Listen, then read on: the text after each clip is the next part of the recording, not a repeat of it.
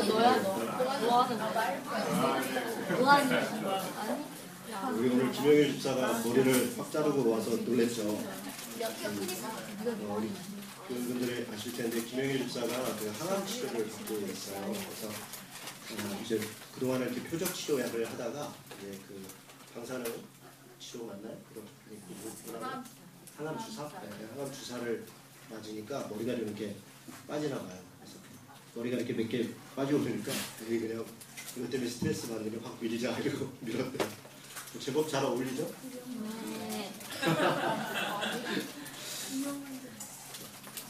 김현일 집사 위해서도 기도해 주시고 이렇게 또 같은 마음으로 우리 교우들이 함께 하시는 거 잘 알고 있습니다.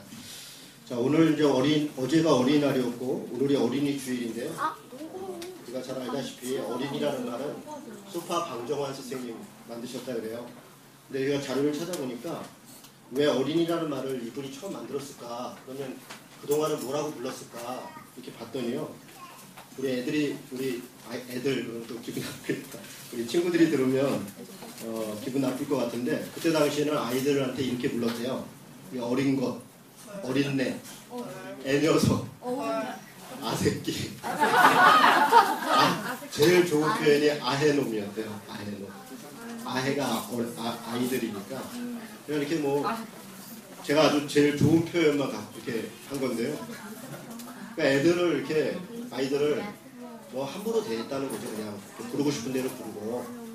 그래서 방정환 선생님께서 어르신들은 늙은이라고 그러잖아요. 늙은이. 그리고 젊은 사람들은 젊은이 이러잖아요. 늙은이 또 젊은이 이러잖아요. 그래서 이자 들어가는 거로 해서 어린이 이렇게 불렀다네요. 어린이. 어린이라고 부른다는 것은 아이들도 인격적인 존재다. 아이들도 사랑스러운 존재다. 이런 것들을 이렇게 생각해서 불렀겠죠. 1923년도에 어린이날을 제정하면서 어린이날 선언문이라는 것을 방정환 선생님이 쓰셨는데 몇 가지 내용이 있어요. 그래서 제가 한번 이렇게 근데 이 내용이요. 지금 보면 참 너무 상식적이고 당연한 건데 이때 당시에는 이게 선언문을 통해서 사람들한테 공고해야 될 정도로 아주 지켜지지 않았고 심각했었던 것 같아요. 제가 한번 읽어드릴게요. 이 부제가 뭐냐면 어른들에게 드리는 글이에요. 어린이날 선언문인데 어른들이 어린이를 위해서 이렇게 해주세요 하는 겁니다. 첫 번째가 뭐냐면 어린이를 내려다보지 마시고 쳐다보아주세요. 되게 의미가 있죠. 그러니까 내려다보고 깔보지 말고 좀 사랑스러운 모습으로 쳐다봐달라 이런 것 같아요. 어린이에게 경어를 쓰시되 늘 부드럽게 하여 주세요. 이렇게 있습니다. 높임말을 써달라는 거죠. 어린아이들에게도. 그 다음에 이발이나 목욕 같은 것을 때맞춰 하게 해주세요. 요즘 이발, 목욕 때맞춰 안 하는 본인이 하기 싫어서 안 하는 친구들 외에는 별로 없겠죠. 잠자는 것과 운동하는 것을 충분히 하게 해주세요. 이렇게 있습니다. 그리고 산보, 그러니까 산책이나 원족이라고 하는데 원족은 멀리 가는 거예요. 그러니까 여행 가는 거를 아마 얘기한 것 같아요. 산보나 여행 같은 것을 충분하게 해주세요. 어린이를 책망할 때는 쉽게 성만 내지 마시고 자세히 타일러 주세요. 그러니까 막 신경질 내고 막 뭐라 했는데 왜 야단 맞은지도 모르게 성내고 그렇게 하지 말아 달라는 거죠. 어린이들이 서로 모여 즐겁게 놀만한 놀이터나 기관 같은 것을 만들어 주세요. 요즘은 그래도 놀이터 꽤 있죠. 기관도 꽤 있고요. 또 마지막으로 이 선언문의 마지막이 이거예요. 대우주의 뇌신경의 말초는 말이 좀 어렵죠. 대우주의 뇌세경의 말초는 늙은이에게 있지 아니하고 젊은이에게도 있지 아니하고 오직 어린이 그들에게만 있는 것을 늘 생각해 주세요. 멋있는 말이죠. 한 우주에 뇌세경에 있는 말초. 그러니까 근본적인 것은 늙은이와 젊은이에게 있는 게 아니라 어린아이들에게 있다. 이런 이야기죠. 여러분, 이런 방정환 선생님이 어린이날을 지정하고 한 것이 물론 아이들의 인권과 여러 가지 생활 환경을 위해서 물론 그랬겠죠. 그런데 왜 그래야 될까? 왜 아이들도 이렇게 인격적으로 대해야 되고 환경을 좋게 만들어줘야 될까? 그러니까 내 자식 사랑해서 내 자식이 잘 됐으면 좋겠다. 그것을 넘어서는 겁니다. 이건 내 자식에 대한 이야기하는 게 아니라 사실은 이 땅을 살아가는 모든 어린이들이 동일하게 내 자식처럼 이런 환경과 이런 대우를 받아야 된다. 그런 의미로 이런 얘기 하지 않았겠습니까? 누가복음은 종으로 오신 예수님에 대해서 쓰여져 있거든요. 그러니까 예수님이 종으로 오셨다는 거야. 하나님이신데 또 하나님의 아들이신데 그런 분이 종으로 오셨다는 거예요. 그래서 누가복음은 계속 어떤 얘기를 많이 쓰냐면 이방인에게 가까이 가신 하나님, 또 사람들이 천시했던 사람들, 뭐 창녀라든가 세리라든가 가난한 사람들, 소외된 사람들, 특히 어린이들. 그리고 누가복음에 나와 있는 명장면이 하나 있는데요. 예수님 주변에 어린이들이 막 이렇게 몰려왔어요. 그때 제자들이 막 꾸짖잖아요.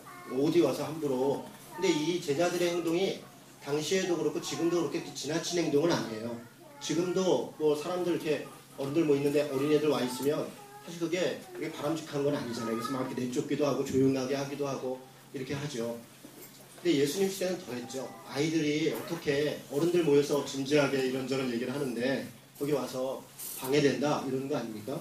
근데 예수님이 뭐라 그러시냐면 어린 아이들을 내게 오는 것을 용납하고 금하지 말라.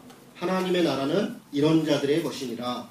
내가 진실로 진실로 너희에게 이르노니 누구든지 하나님의 나라를 어린아이와 같이 받아들이지 않는 자는 결단코 거기에 들어가지 못하리라.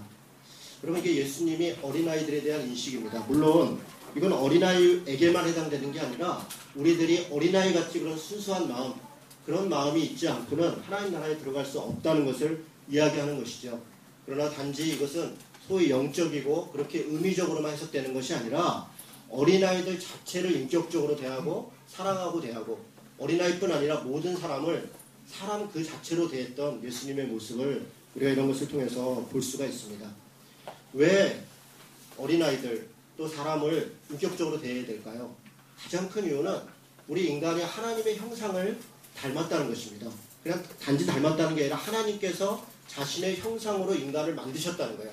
그건 나만 그런 것이 아니라 모든 사람이 다 그렇다는 것이죠. 하나님 앞에서 우리는 그래서 동등하다는 것입니다. 우리가 볼 때 우리는 계급으로 나누고 또 부자고 가난한 것으로 나누고 몸이 아프고 안 아픈 것으로 나누고 여자와 남자로 나누고 힘 있는 사람과 힘 없는 사람으로 나누고 그리고 어린아이와 어른으로 나누지만 하나님이 볼 때는 그 모든 사람들이 다 하나님의 형상을 닮은 존귀한 존재이다.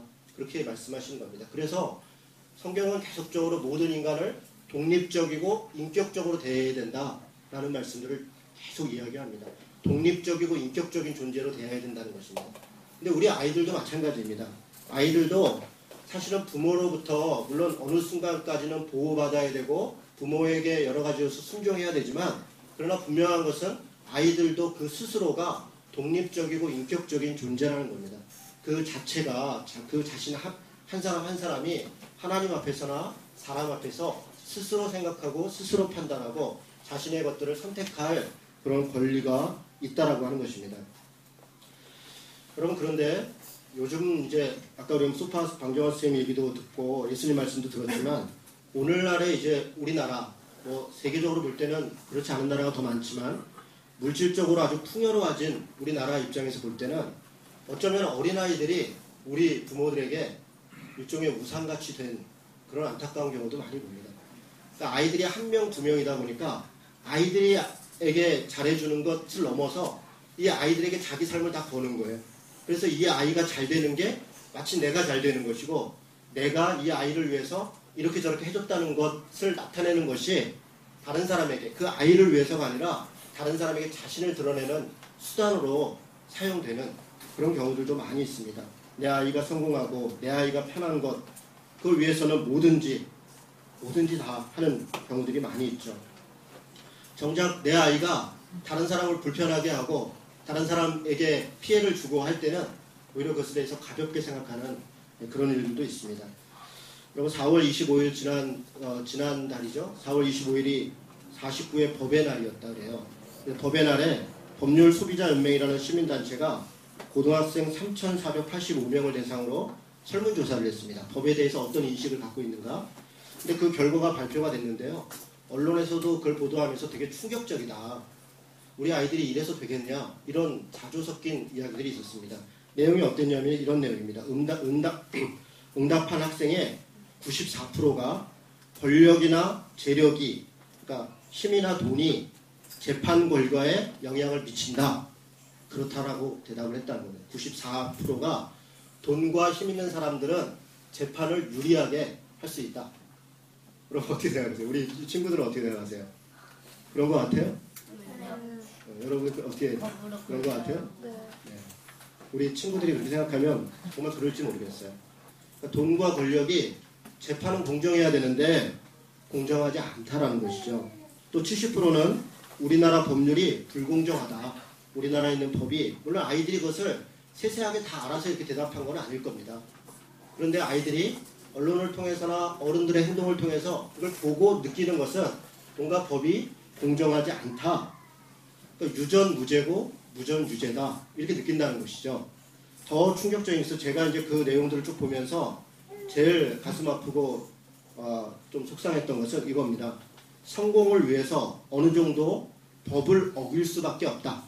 그러니까 성공을 위해서라면 어느 정도 법을 어겨야 성공할 수 있다. 라고 대답한 친구들이 얼마나 될까요? 100%인 것 같아요. 70. 70%. 89. 89. 다행히 우리 친구들보다는 낫네요. 45%. 여러분은 의외로 너무 적다 이렇게 생각이 들어요? 저는 너무 많은 것 같았어요. 45% 내는 친구들이 성공을 위해서는 어느 정도 법을 어길 수 있다. 여러분 길에서 만약에 돈이 떨어졌다. 우리 친구들 한번 대답해 볼래요? 돈이 길에 떨어졌다. 내가 갖겠다. 가져요. 가져요. 주인이 없으면 가져요. 진짜? 거짓말. 큰일 났다. 100원, 500원짜리면 그냥 하수구에 있는 모른 척하고 가요. 우리 이제 주일학교 교육을 다시 한번 하자. 그리고 65%나 되는 친구들이 그래서 돈 떨어지면 그냥 갖겠다. 그러면 이게 좀 심각하잖아요. 그죠?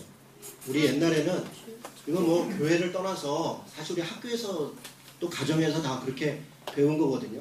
돈 떨어지면 어떻게 해야 돼요? 옛날에는 경찰서에 갖다 줬어요. 주인을 못 찾아주니까 그러면 경찰서에서 그런 게 있는지 없는지 모르겠는데 아이한테 이렇게 연필 같은 거 하나 주고 그랬다. 공책 하나 주고. 그때 이제 그런 거 받아왔어요. 그래서 이렇게 그게 격려하는 거죠. 아이 잘했다고. 그 돈을 물론 주인에게 꼭 찾아주지 못할 수 있어요. 그런데 돈을 주시면 부모에게 주거나 선생님께 드리거나 경찰서에 갖다 주거나 이렇게 하는 것이 우리의 배움이었는데 지금은 여기 결과도 그렇고 우리 친구들 대답하는 것도 보면 뭐 그건 내 거다. 누가 본 사람 없으면 내 거다. 그러면 이게 심각하죠. 왜 이런 결과가 나왔습니까? 우리 부모님들이 법을 어겨서라도 내 자식이 출세하고 성공하고 윤리 도덕을 어겨서라도 내 자식이 더 잘 돼야 된다는 생각을 가지고 자녀들을 키우고 가르쳤기 때문이지 않겠습니까? 물론 아이들에게 책임을 전가할 수도 있어요. 아이들이 못됐다. 이런 건 태어날 때부터 그렇다. 얘는 원래 그랬어. 뭐 그렇게 생각할 수도 있겠습니다. 또 실제로 그렇게 아이들이 다 착하게 태어나는 건 아닌 것 같아요. 애기 때들 보면요. 뭐 우리 저기도 꼬맹이들도 있지만 애기 때 보면 왜 이렇게 도체고 물론 뭐 자기도 불편하니까 그러겠지만 뭐 조그만 거 옆에 하나라도 있으면 그냥 뭐 서로 가지려고 그러고 그러니까 인간의 본성이 하나님 우리가 타락한 존재라는 것들은 또 아이들 보면 그렇게 느껴지잖아요. 인간이 그렇게 선하지만은 않구나. 그러나 그럼에도 불구하고 자녀들이 자라면서 왜 저런 모습을 보이는가는 사실 우리의 모습이라는 거죠. 우리 부모들의 모습이고 우리들의 모습이고 그러니까 어떤 한 부모의 책임이거나 한 부모의 모습만이 아니라 우리들 전체의 모습이라는 것을 우리가 사실 반성해야 되겠습니다. 오늘 우리가 읽은 본문은요. 예수님이 어린 시절에 대해서 딱 한 군데 나오는 거예요. 성경 전체에서 예수님은 아기 때 외에 30세 이상의 공생애, 소위 얘기하는 공생애 시절만 나오고 딱 한 군데만 예수님의 어린 시절, 그러니까 청소년 시절이 나옵니다. 그때가 그 장면이 바로 이 장면인데요. 나이는 12살입니다. 예수님이 12살 때 예수님의 부모가 예수님을 데리고 예루살렘을 방문했어요. 예수님의 고향은 어디였냐면 나사렛이었습니다. 나사렛은 예루살렘과 거리로 하면 한 3일 정도 길을 걸어야 되는 거리예요. 굉장히 이렇게 먼 거리고 더군다나 사마리아를 통과할 수 없었기 때문에 이렇게 쭉 돌아서 와야 되거든요. 원래 실질적 거리는 하루면 가는 거리인데 한 3일 정도 이렇게 돌아서 예루살렘을 갔습니다. 왜 갔냐면 6월절을 지키기 위해서 갔어요. 원래 유대인들은 1년에 3번 예루살렘 성전에 가서 이 제사를 지내야 됐어요. 그런데 대부분 너무 멀고 또 가난하고 농번기고 농사 짓는 때고 그러니까 매 세 번마다 오는 사람은 거의 없었고요. 멀리 있는 사람들은 6월절도 오지 않는 사람들이 태반이었어요. 그런데 요셉과 마리아는 6월절에 지금 예수님을 데리고 예루살렘에 갔습니다. 그런데요, 이 장면의 배경들을 보면요, 요셉과 마리아가 이때 6월절에 예수님을 데리고 간 게 좀 특별하다는 것을 알 수가 있어요. 무슨 얘기냐면요, 예수님은 지금 12살이라고 했어요. 6월절에 예루살렘에 가서 제사를 지내야 되는 사람들은 12살이 아니라 13살부터예요. 왜 13살부터냐면 남자들은 성인식을 13살부터 했습니다. 여자들은 12살부터 했는데요. 13살 성인들만 예루살렘에 가서 제사를 지내게 됐어요. 그게 의무예요. 나머지 아이들은 의무가 아니에요. 그런데 지금 예수님의 부모님이 12살 된 내년에 성인식을 해서 성인식을 하면 이제 스스로 성경을 읽을 수가 있고요. 당시 성경은 토라예요. 토라. 창세기, 출애굽기, 레위기, 민수기, 신명기입니다. 그러니까 이스라엘의 율법책이죠. 이 책을 스스로 읽을 수가 있고 또 각종 법적인 의무와 책임을 해야 되는 나이가 13살입니다. 여러분 심지어는요, 이렇게 말씀드리면 얼마나 놀랄지 모르겠는데 마리아가 예수님을 잉태했을 때 나이가 몇 살이었을까요? 12살. 지난번에 한번 얘기했었죠? 13살쯤 됐을 때예요. 13살쯤. 그러니까 12살에 성인식을 하고 13살이 되면 그때 이 정원, 약혼식을 해요. 그때 당시에 요셉의 나이는 17살에서 18살 정도예요. 그러니까 어른이 됐다는 거예요. 이제 결혼을 할 나이 수가 있고 스스로 뭔가를 선택할 수 있는 나이가 됐다는 게 13살입니다. 그런데 지금 우리가 읽은 장면은 예수님이 12살 된 예수를 데리고 예수님의 부모가 예수님을 데리고 예루살렘에 갔다는 거예요. 왜 그랬을까요?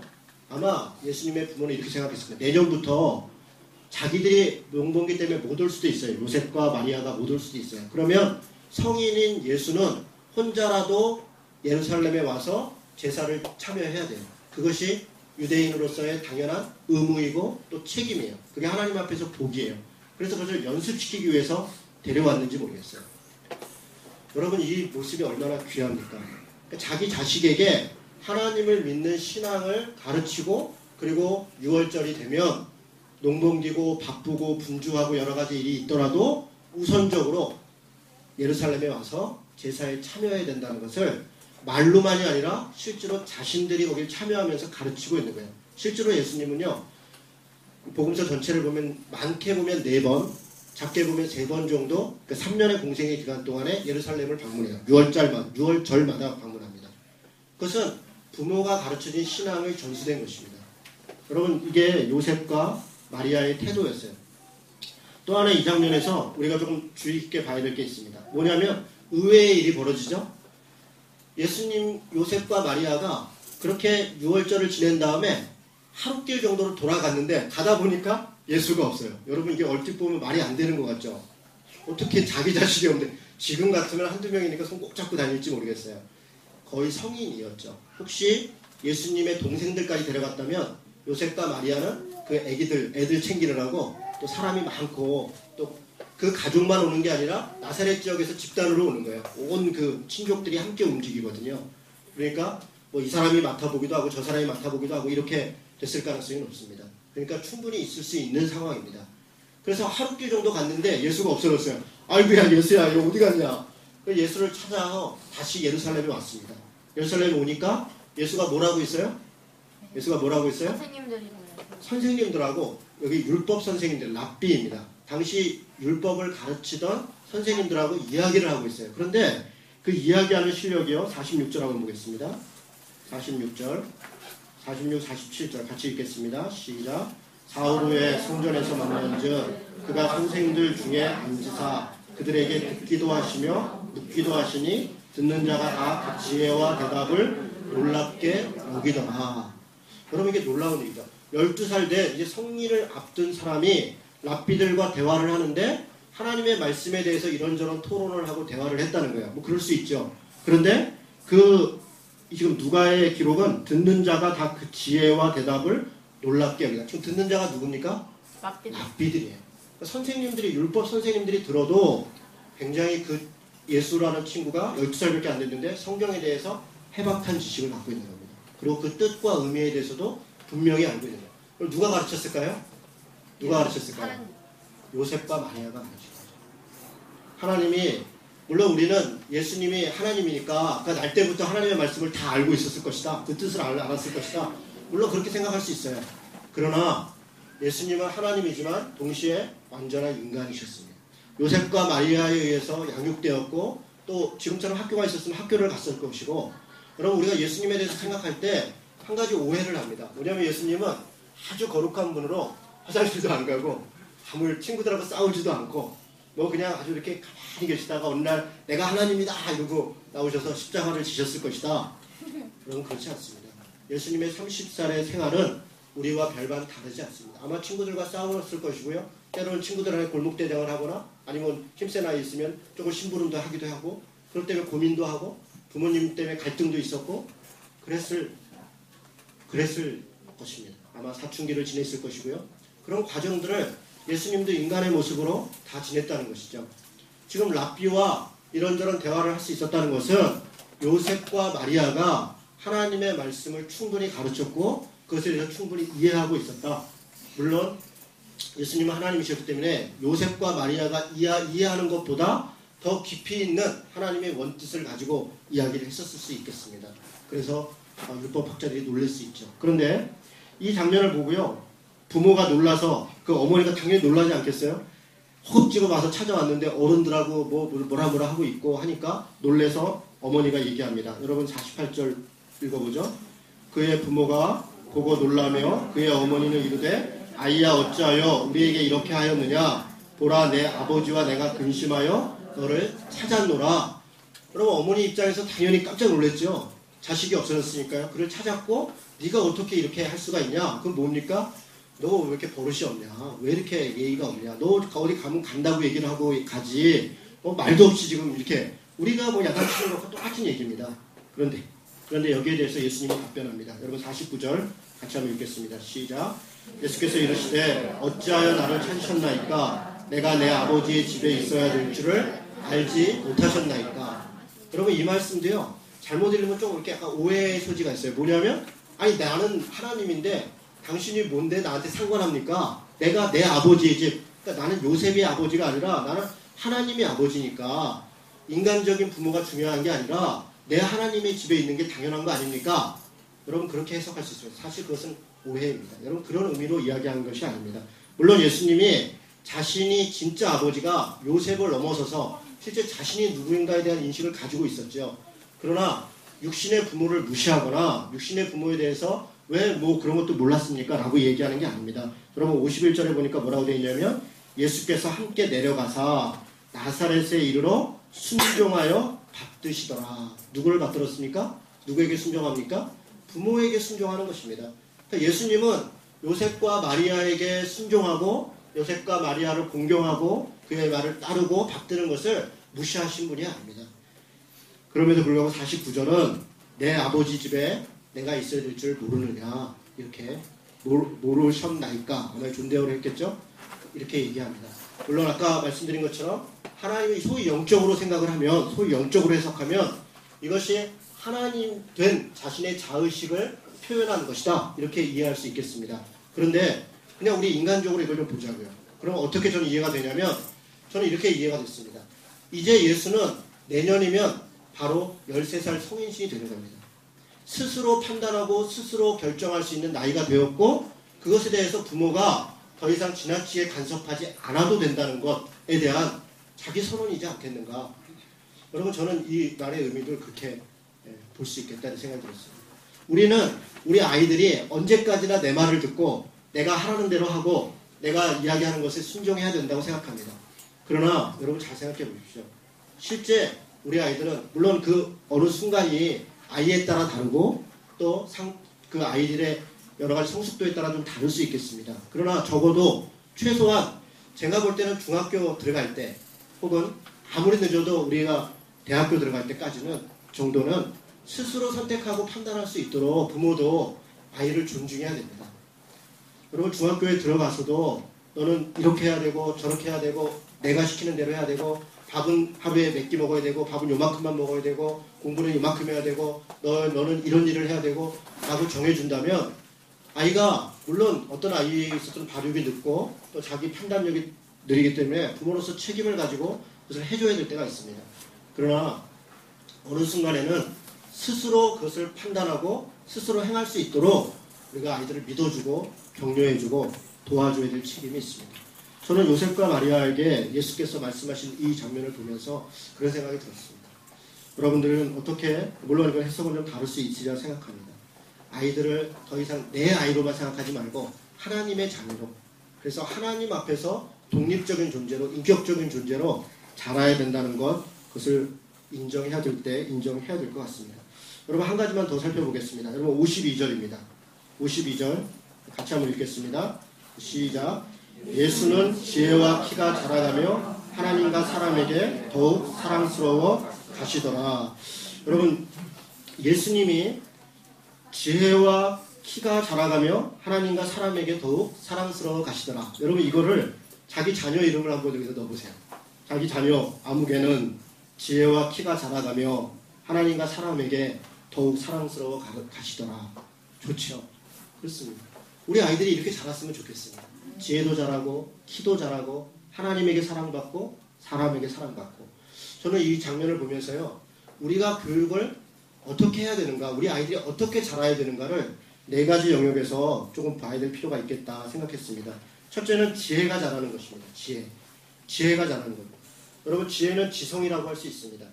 지혜의 근본은 우리가 알다시피 물론 하나님이십니다. 그런데 지혜가 뭘까요? 여러분 솔로몬이요 1000번제를 드린 다음에 그날 밤에 꿈을 꿉니다.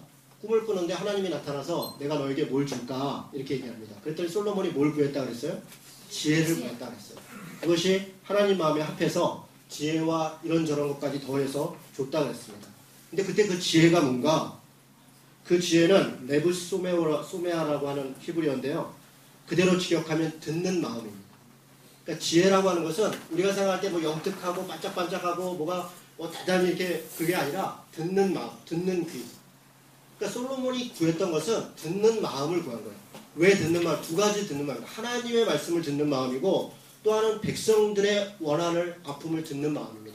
왕으로서 하나님의 말씀으로 백성들의 잘잘못에 대해서 판결해 줘야 될 입장에 있는 솔로몬은 하나님의 말씀을 잘 들어야 되고 그리고 백성들의 형편들을 잘 들어야 되는 그 듣는 마음, 듣는 귀를 구하는 것, 그게 지혜입니다.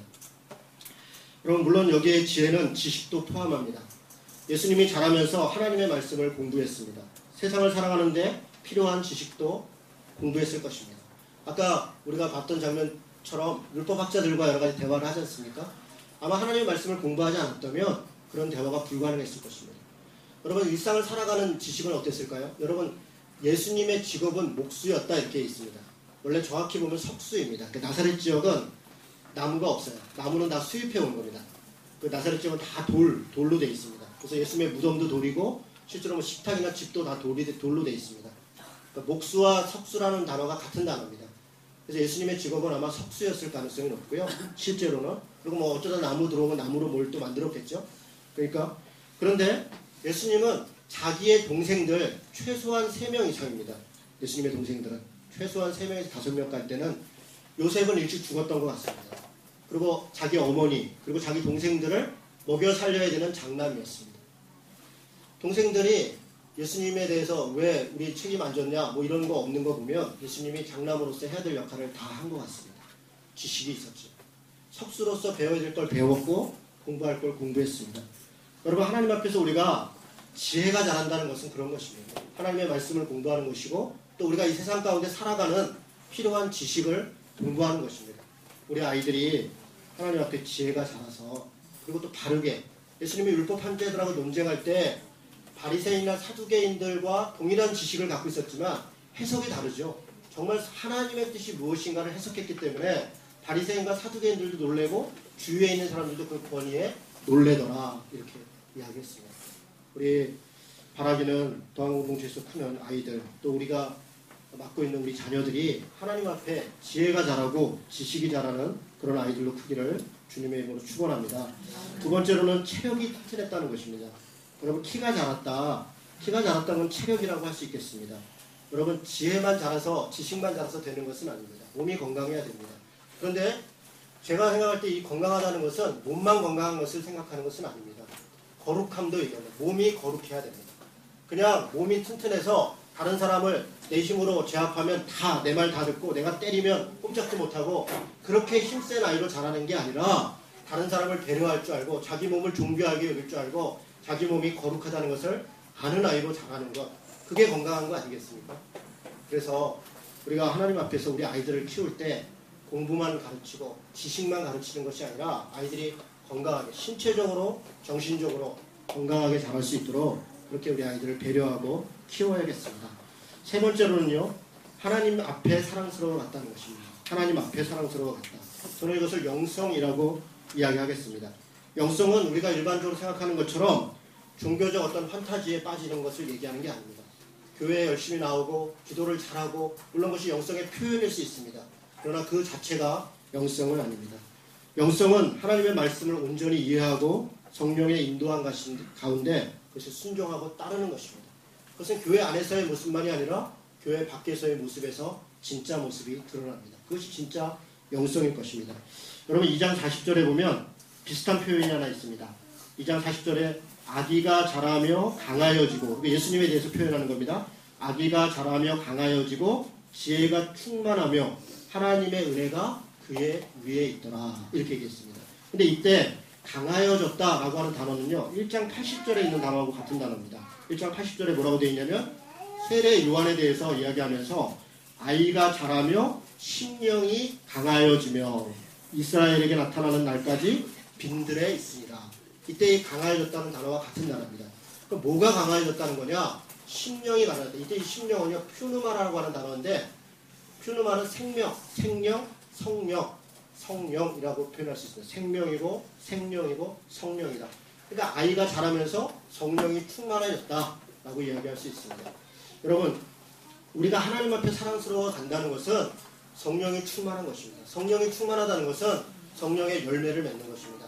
사랑과 희락과 화평과 자비와 양성과 충성과 온유와 절제, 이것이 영성의 모습입니다. 영성은 무엇을 자기 안에 나타나고 기도하고 그것을 해서 다른 사람들이 봤을 때 저 사람은 너무 재밌는 것 같아 라고 보여지는 어떤 현상이 아니라 인격적인 것이고 사랑이 많은 것이고 선한 것이고 충성된 거고 신실한 것이고 절제하는 것이고 오래 참는 것, 이런 것들이 영성입니다.